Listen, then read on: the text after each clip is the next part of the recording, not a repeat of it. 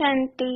आज 24 मार्च 2025 के बाबा के साकार महावाक्य। बाबा कहते, मीठे बच्चे, ये ज्ञान तुम्हें शीतल बनाता है। इस ज्ञान से काम क्रोध की आग खत्म हो जाती है। भक्ति से वह आग खत्म नहीं होती। प्रश्न है, याद में मुख्य मेहनत कौन सी है?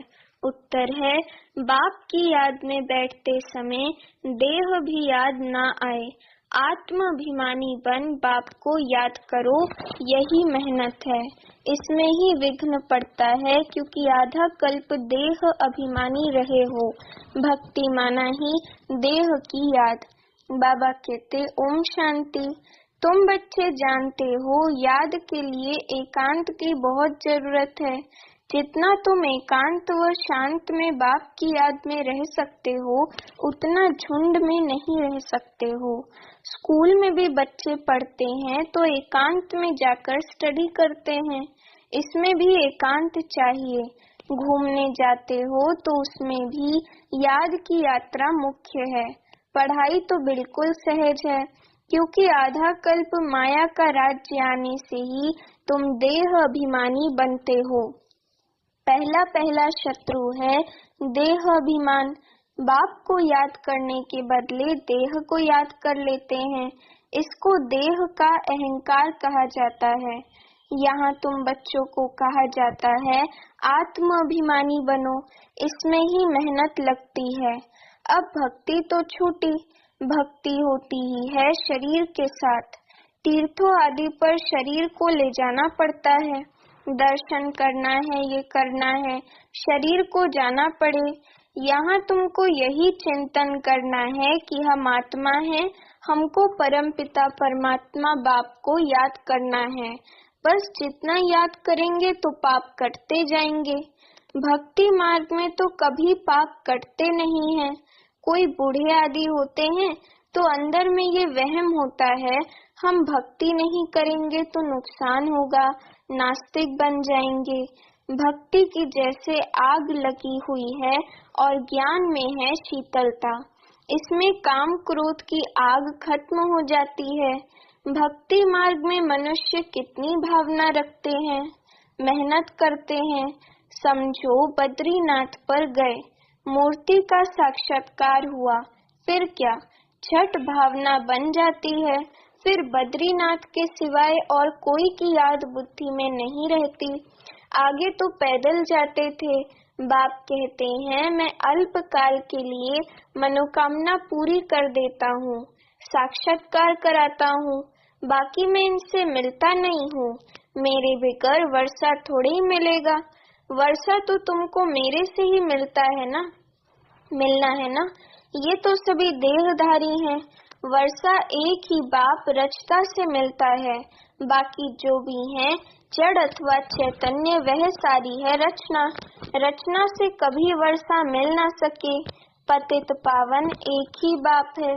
कुमारियों को तो संग दोष से बहुत बचना है। बाप कहते हैं, इस पतित पने से तुम आदि मध्य अंत दुख पाते हो। अभी सब हैं पतित, तुम्हें अभी पावन बनना है। निराकार बाप ही आकर तुमको पढ़ाते हैं। ऐसे कभी नहीं समझो कि ब्रह्मा पढ़ाते हैं। सबकी बुद्धि शिव बाबा तरफ रहनी चाहिए। शिव बाबा इन द्वारा, ब्रह्मा द्वारा पढ़ाते हैं। तुम दादियों को भी पढ़ाने वाला शिव बाबा है, उनकी क्या खातिरी करेंगे। तुम शिव बाबा के लिए अंगूर आम ले आते हो। शिव बाबा कहते, मैं तो अभोक्ता हूँ। तुम बच्चों के लिए ही सब कुछ है। भक्तों ने भोग लगाया और बांट कर खाया, मैं थोड़े ही खाता हूँ। बाप कहते हैं, मैं तो आता ही हूँ तुम बच्चों को पढ़ाकर पावन बनाने। पावन बनकर तुम इतना ऊंच पद पाएंगे। मेरा धंधा ये है। कहते ही हैं, शिव भगवानुवाच। ब्रह्मा शिव भगवानुवाच तो कहते ही नहीं है। ब्रह्मा वाच भी नहीं कहते हैं। भल ये भी मुरली चलाते हैं, परंतु हमेशा समझो शिव बाबा चलाते हैं। किसी बच्चे को अच्छा तीर लगाना होगा तो खुद प्रवेश कर लेंगे। ज्ञान का तीर तीखा गाया जाता है, तीखा गाया जाता है ना। साइंस में भी कितनी पावर है, बॉम्ब शादी का कितना धमाका होता है, तुम कितनी साइलेंस में रहते हो। साइंस पर साइलेंस विजय पाती है। तुम इस सृष्टि को पावन बनाते हो। पहले तो अपने को पावन बनाना है, ड्रामानुसार पावन भी बनना ही है, इसलिए विनाश भी नोंधा हुआ है। ड्रामा को समझकर बहुत हर्षित रहना चाहिए। अभी हमको जाना है शांति धाम। बाप कहते हैं वह तुम्हारा घर है, घर में तो खुशी से जाना चाहिए ना। इसमें देही अभिमानी बनने की बहुत मेहनत करनी है। इस याद की यात्रा पर ही बाबा बहुत जोर देते हैं, इसमें ही मेहनत है। बाप पूछते हैं चलते फिरते याद करना सहज है या एक जगह बैठकर याद करना सहज है। भक्ति मार्ग में भी कितनी माला फिरते हैं, राम राम जपते रहते हैं, फायदा तो कुछ भी नहीं। बाप तो तुम बच्चों को बिल्कुल सहज युक्ति बतलाते हैं। भोजन बनाओ, कुछ भी करो, बाप को याद करो। भक्ति मार्ग में श्रीनाथ द्वारे में भोग बनाते हैं, मुंह को पट्टी बांध देते हैं, जरा भी आवाज ना हो, वह है भक्ति मार्ग। तुमको तो बाप को याद करना है। वो लोग इतना भोग लगाते हैं, फिर वे कोई खाते थोड़े ही हैं। पंडे लोगों के कुटुंब होते हैं, वह खाते हैं। तुम यहाँ जानते हो हमें शिव बाबा पढ़ाते हैं। भक्ति में थोड़े ये समझते हैं कि हमको शिव बाबा पढ़ाते हैं। भल शिव पुराण बनाया है, परंतु उनमें शिव पार्वती, शिव शंकर सब मिला दिया है। वह पढ़ने से कोई फायदा नहीं होता है। हरेक को अपना शास्त्र पढ़ना चाहिए।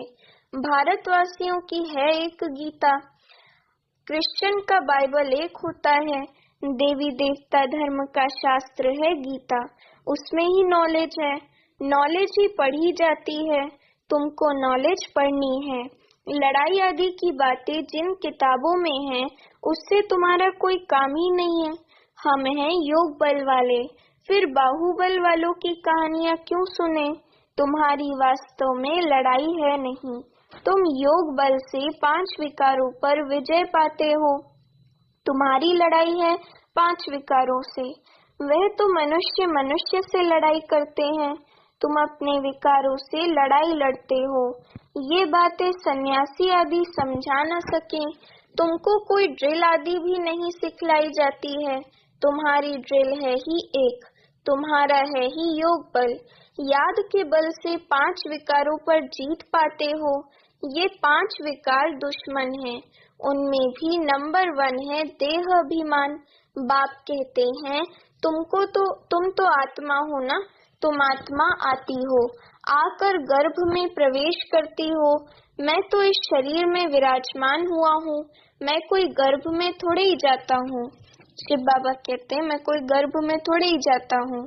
सतयुग में तुम गर्भ महल में रहते हो, फिर रावण राज्य में गर्भ जेल में जाते हो।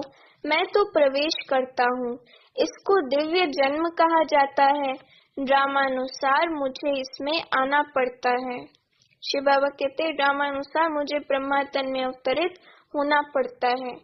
इनका नाम ब्रह्मा रखता हूँ क्योंकि मेरा बना है ना। एडॉप्ट होते हैं तो नाम कितने अच्छे अच्छे रखते हैं। तुम्हारे भी बहुत अच्छे अच्छे नाम रखे। लिस्ट बड़ी वंडरफुल आई थी संदेशी द्वारा। बाबा को सब नाम थोड़े याद हैं, नाम से तो कोई काम नहीं, शरीर पर नाम रखा जाता है ना। अब तो बाप कहते हैं अपने को आत्मा समझो, बाप को याद करो बस। तुम जानते हो हम पूज्य देवता बनते हैं, फिर राज्य करेंगे, फिर भक्ति मार्ग में हमारे ही चित्र बनाएंगे। देवियों के बहुत चित्र बनाते हैं, आत्माओं की भी पूजा होती है। मिट्टी के शालिग्राम बनाते हैं, फिर रात को तोड़ डालते हैं। देवियों को भी सजाकर पूजा कर फिर समुद्र में डाल देते हैं। बाप कहते हैं मेरा भी रूप बनाकर खिला पिलाकर फिर मुझे कह देते ठिक्कर भीतर में है। सबसे दुर्दशा तो मेरी करते हैं। तुम कितने गरीब बन गए हो, गरीब ही फिर ऊंच पद पाते हैं। साहूकार मुश्किल उठाते हैं, बाबा भी साहूकारों से इतना लेकर क्या करेंगे? यहाँ तो बच्चों के बूंद बूंद से ये मकान आदि बनते हैं। कहते हैं बाबा हमारी एक ईंट लगा दो, समझते हैं रिटर्न में हमको सोने चांदी के महल मिलेंगे। वहाँ तो सोना ढेर रहता है, सोने की ईंटें होंगी तब तो मकान बनेंगे। तो बाप बहुत प्यार से कहते हैं, मीठे मीठे बच्चों अब मुझे याद करो। अब नाटक पूरा होता है। बाप गरीब बच्चों को साहूकार बनने की युक्ति बताते हैं। मीठे बच्चे, तुम्हारे पास जो कुछ भी है ट्रांसफर कर दो। यहाँ तो कुछ भी रहना नहीं है। यहाँ जो ट्रांसफर करेंगे वह नई दुनिया में तुमको 100 गुना होकर मिलेगा। बाबा कुछ मांगते नहीं है, वह तो दाता है। ये युक्ति बताई जाती है। यहाँ तो सब मिट्टी में मिल जाना है। कुछ ट्रांसफर कर देंगे तो तुमको नई दुनिया में मिलेगा। इस पुरानी दुनिया के विनाश का समय है, ये कुछ भी काम में नहीं आएगा। इसलिए बाबा कहते हैं, घर घर में यूनिवर्सिटी कम हॉस्पिटल खोलो, जिससे हेल्थ और वेल्थ मिलेगी। यही मुख्य है। अच्छा मीठे मीठे सिखिलदे बच्चों प्रति माता पिता बाप दादा का याद प्यार और गुड मॉर्निंग। रूहानी बाप की रूहानी बच्चों को नमस्ते। अभी हम रूहानी बच्चों की माता पिता बाप दादा को याद प्यार गुड मॉर्निंग और नमस्ते।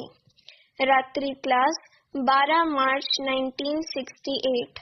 बाबा कहते, इस समय तुम गरीब साधारण माताएं पुरुषार्थ करके ऊंच पद पा लेती हो। याद में मदद आदि भी माताएं बहुत करती हैं। पुरुष बहुत थोड़े हैं जो मददगार बनते हैं। माताओं को वारिस बने का नशा नहीं रहता, वह बीज बोती रहती, अपना जीवन बनाती रहती। तुम्हारा ज्ञान है यथार्थ, बाकी है भक्ति। रूहानी बाप ही आकर ज्ञान देते हैं। बाप को समझें तो बाप से वर्षा जरूर लेवें।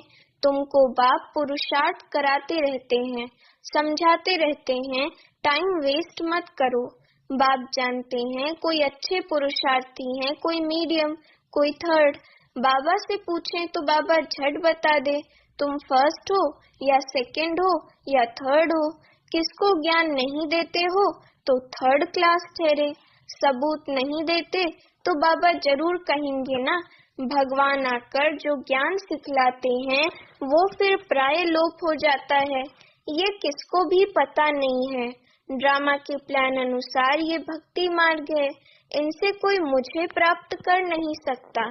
सतयुग में कोई जा नहीं सकता। अभी तुम बच्चे पुरुषार्थ कर रहे हो। कल्प पहले मिसल जितना जिसने पुरुषार्थ किया है उतना करते रहते हैं। बाप समझ सकते हैं अपना कल्याण कौन कर रहे हैं। बाप तो कहेंगे रोज इन लक्ष्मी नारायण के चित्र के आगे आकर बैठो। बाबा आपकी श्रीमत पर ये वर्षा हम जरूर लेंगे। आप समान बनाने की सर्विस का शौक जरूर चाहिए।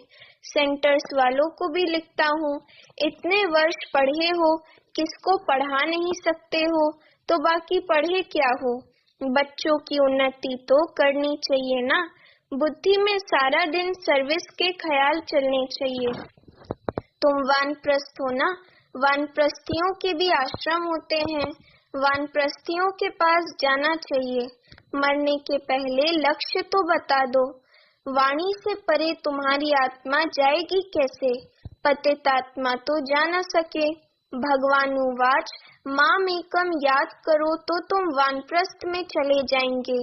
बनारस में भी सर्विस ढेर है। बहुत साधु लोग काशीवास के लिए वहाँ रहते हैं। सारा दिन कहते रहते हैं शिव काशी विश्वनाथ गंगा। तुम्हारे अंदर सदैव खुशी की ताली बजती रहनी चाहिए। स्टूडेंट हो ना, सर्विस भी करते हैं, पढ़ते भी हैं। बाप को याद करना है, वर्षा लेना है। हम अब शिव बाबा के पास जाते हैं, ये मन मना भव है, परंतु बहुतों को याद रहती नहीं है। झरमुई झगमुई करते रहते। मूल बात है याद की, याद ही खुशी में लाएगी।